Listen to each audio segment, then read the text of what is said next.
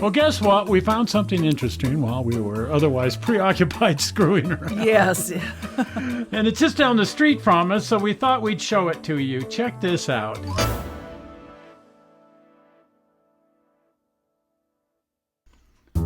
So our story starts in like 1970, 71, 72, 70, I don't know. But Somewhere in there. somewhere in there. I was dabbling in real estate at the time, and I had a real estate. Anyway, I was trying to get a listing on this house because the lady that lived here was trying to sell it. Well, it's a cool house. It's a really neat old house, typical 20s, but you can tell at one time it was really nice. But when I came inside, the inside of here was a shrine to Jack Dempsey, the You're boxer. kidding me.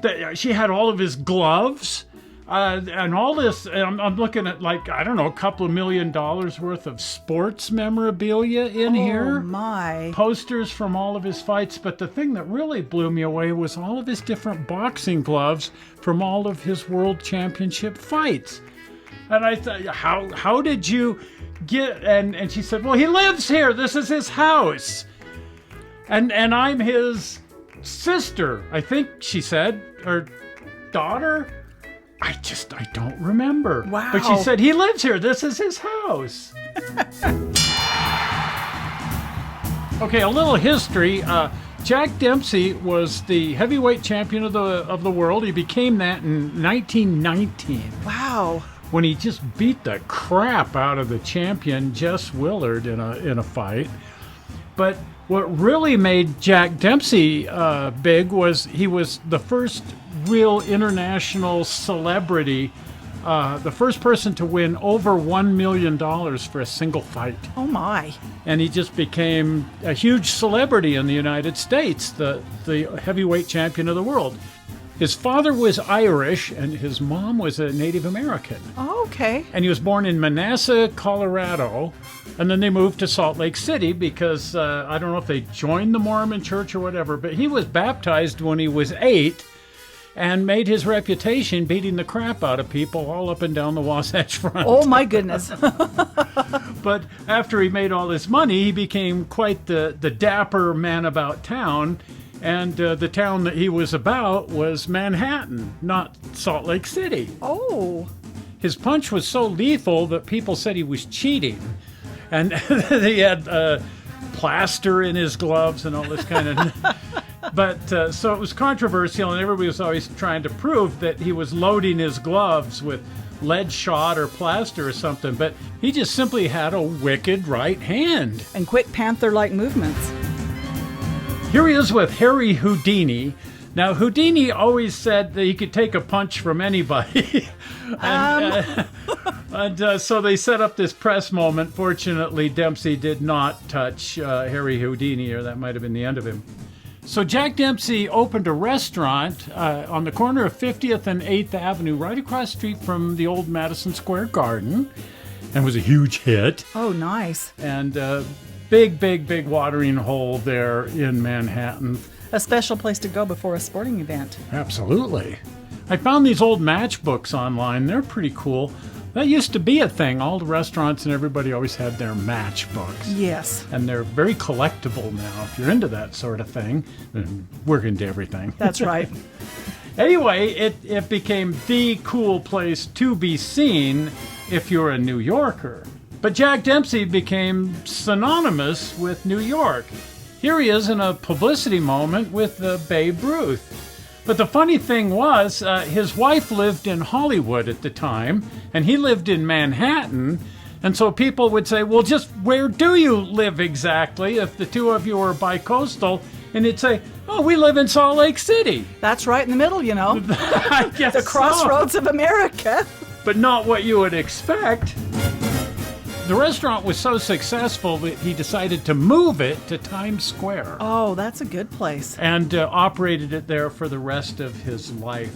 But again, very, very popular. The place to be seen in Manhattan. Here's a postcard from the place. Interesting interior, huge bar. Oh, yes.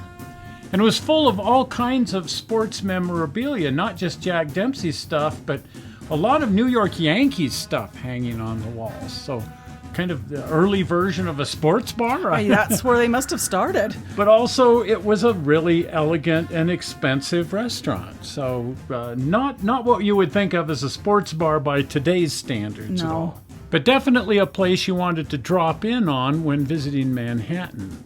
Oh, here's Jack Dempsey later in life appearing with the Great One, Muhammad Ali. Wow. Ali seems to be somewhat afraid of his left hand here. I guess so. He ought to be paying attention to where his right hand is. Um, I digress. Anyway, here's what the place looked like in the 1970s when I found the house and the lady living there, and she said it was Jack Dempsey's house. So I've been trying to figure out just who the heck it is I actually ran into down there, because I can't remember that much about it.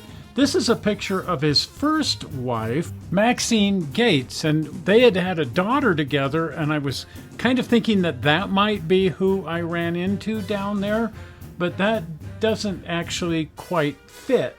This is his third wife, the Broadway singer Hannah Williams, and they had 2 daughters together, so I thought, well, that might be the person I ran into, but I'm not sure of that.